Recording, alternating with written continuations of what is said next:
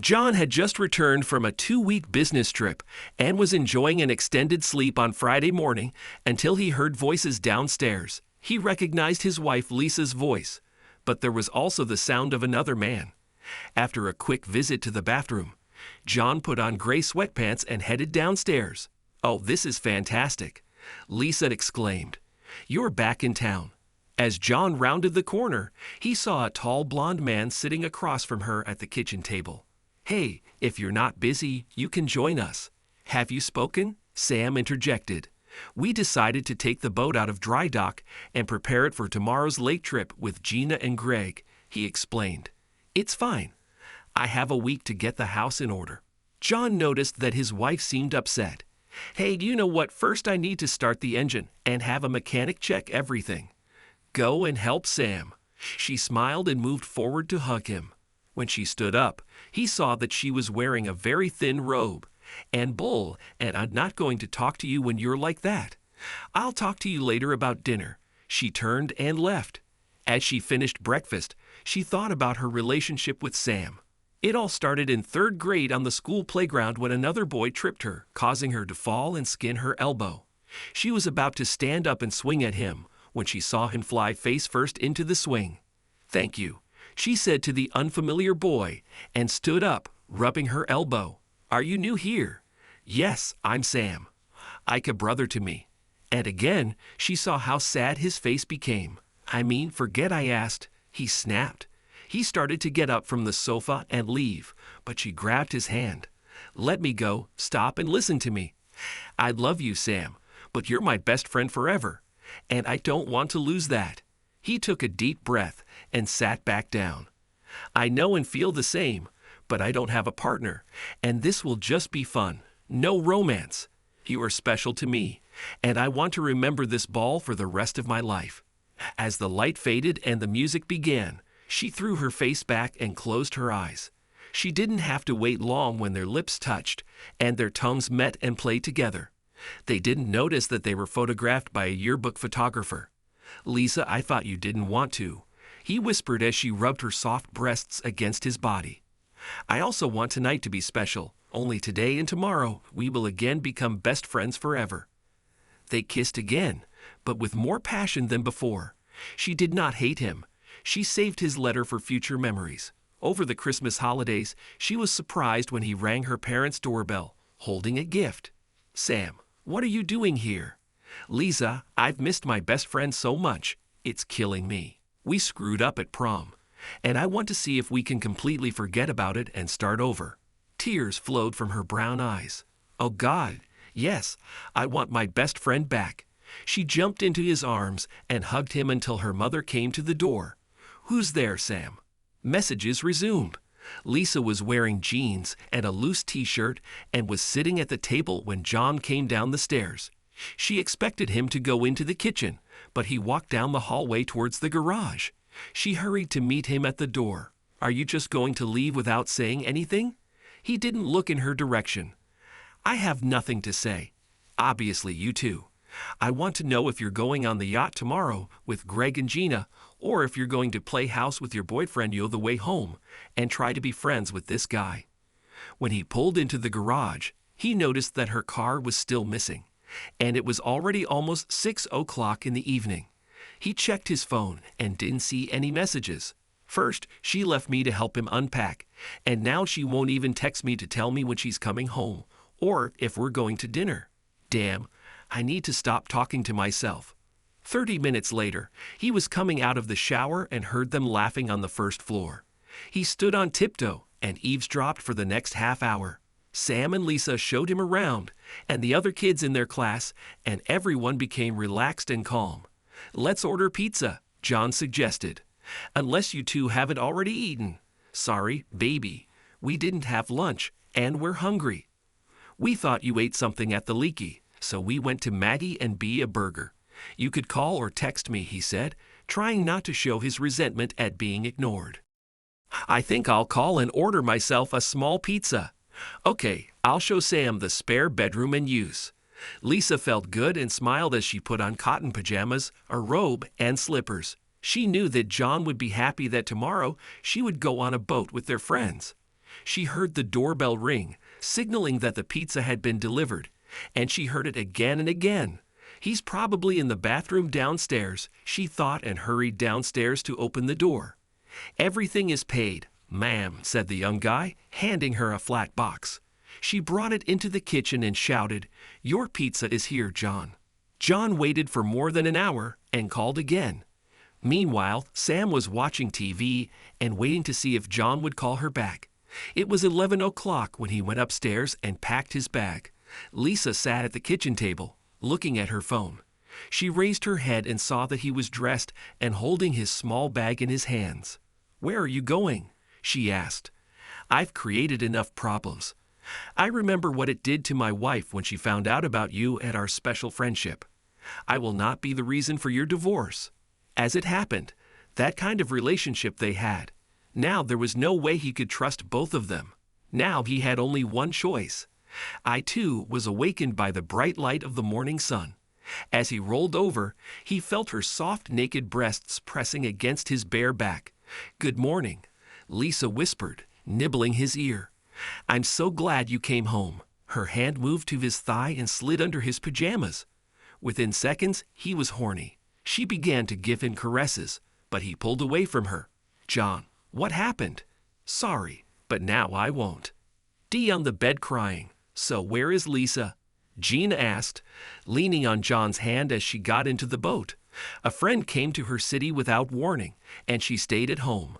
So it was just the three of us. Actually, Greg and I are having some problems right now, so I decided to join you and Lisa.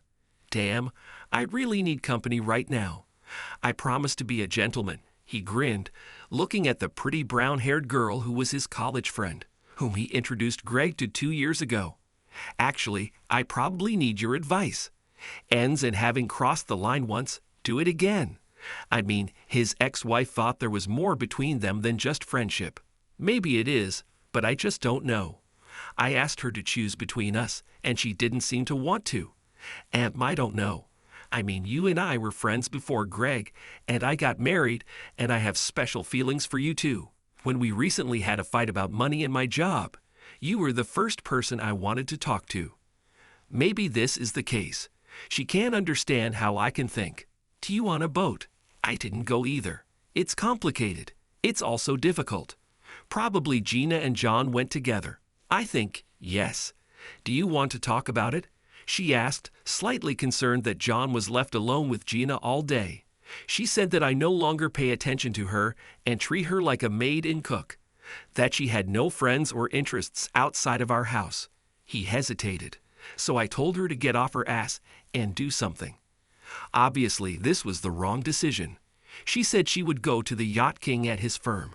Ass, the boat was moored and tied, and John and Gina's thighs were touching as if they couldn't see Lisa. "Hello," they heard Lisa scream. Gina quickly moved away with a guilty look. "Hi, Liz. We really missed you today. Greg couldn't make it, so it was just me and my old friend." Gina came down from the captain's bridge without a t-shirt, dressed only in a tiny bikini. Her size 3 breasts were bursting out. She had to hold back her laughter as John turned and stared at her demonstration. She laughed. "Well, have you made a decision? Him or me?" "Both. You are like my husband, and he is like my best friend." "The final answer," she said sharply without looking up from the magazine. "I told you. That means you chose him. It tells me where I am." He quickly climbed the stairs and went to the shower. As he came out of the bathroom with a towel wrapped around his waist, he saw her lying on the bed in a transparent dress like a doll. "What's happened?" "This," she smiled, running both hands over her flat tummy, "and tender your album. You can trust me. Trust Sam and me. We don't feel that way about each other. Please, John, don't make me give up my best friend. I will give it up if it becomes a big problem that comes between us. But give us a chance." She turned in his direction and pulled him towards her, and soon they were kissing and making love. "Do not stop. I love you," she screamed, exploding with bliss, but did not notice that he had not reached the finish line. The next morning, she slept longer than usual and woke up to find, for a couple of weeks, I will not be in contact. "Greg, what a bastard," she whispered and took the phone to call him. When it went to voicemail, she hung up. Typical cowardly behavior on your part, Greg. You don't solve any problems. You just put your tail between your legs and run away. I hope you find yourself because I wash my hands of it. She hoped that her trip on the yacht without him would unsettle him, and he would begin to appreciate her again. Luckily, she still had John. She wondered what happened. Whoa, you know what's going on. It's already 9 o'clock. Can it wait until tomorrow morning if it's that bad? I'll go with you. She only wants me, honey, her best friend. He hurried to the bathroom and brushed his teeth. Maybe you should shave and put on some cologne, she teased, watching him spit out toothpaste. And I think there are condoms in the nightstand. Well, who's acting like a here? You can't have it both ways. She needs me, and I'm leaving. She left and sat at the kitchen table as he hurried out the door. Call him. What should I do? She tried to hug him again with her soft body, but he pulled away and headed towards the kitchen. Do you have beer? Damn, that's almost all we have. Greg finished 6 bottles almost every night except 2 nights of bowling. Damn, he probably went on a cruise with Elsie. She's a divorcee woman on his bowling team. Several times when I went there, she was hanging on it. He said it was just flirting like I had with you. He ignored this as he looked away from her silky light blue robe, but not Beth as she fell onto the sofa, unable to bear her tears. He knelt down next to her and hugged her. I'm here for you. Their eyes met, and their lips pressed against each other. Lisa tried to think about something else, but she was nervous that John would be seduced by this harlot. It seemed like Greg and Gina's marriage was falling apart, and she didn't want to become a victim. She fell asleep at midnight, and after a while, she heard the door open. Volume, is it you? She exclaimed, jumping up and looking around the most of last night with Gina. She loved him and wasn't going to give him up that easily.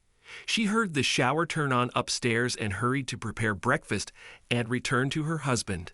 Good morning, honey, she smiled, walking around the table and hugging him. Forgive me for my comment about Gina last night. I believe that you will never cross the line with another woman, and I most certainly will not cross it with any man. John, last night Gina felt so bad and was so hurt that he saw, ate, and recognized the name of the street next to the tracks.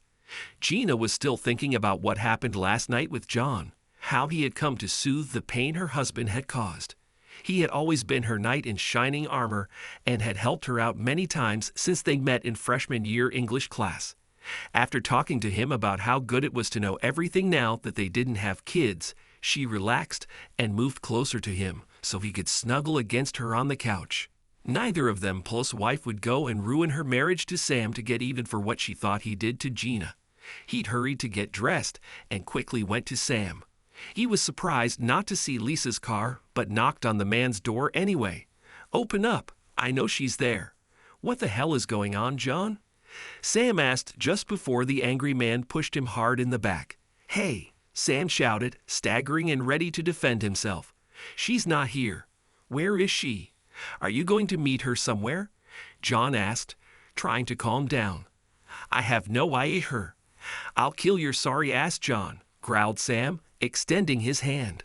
No, it didn't come to that, but we already undressed and went into your bedroom. If it weren't for your damn wedding photo on the dresser, I would have had a chance. She ran to the bathroom and locked the door. I knocked several times, but she told me to leave and that we could never be together again.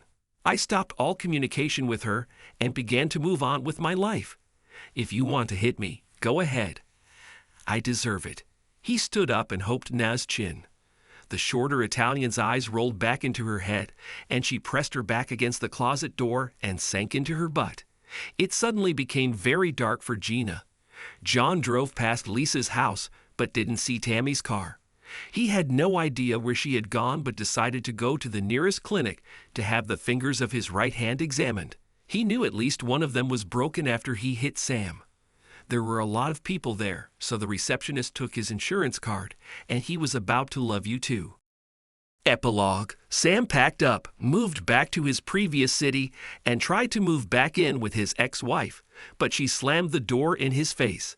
It looks like he built an actual shrine to Lisa in the attic of their house, which she found after several attempts to contact Lisa again. He finally gave up and found a waitress at a nearby truck stop who he married. Her name was Lisa. Greg contracted CLAP while on a cruise and passed it on to several women after returning to town. Thanks to everyone who took the time to listen to today's stories. If you enjoyed it, please consider liking and subscribing if you haven't already. Feel free to share your thoughts on the events in the comments below. Take care.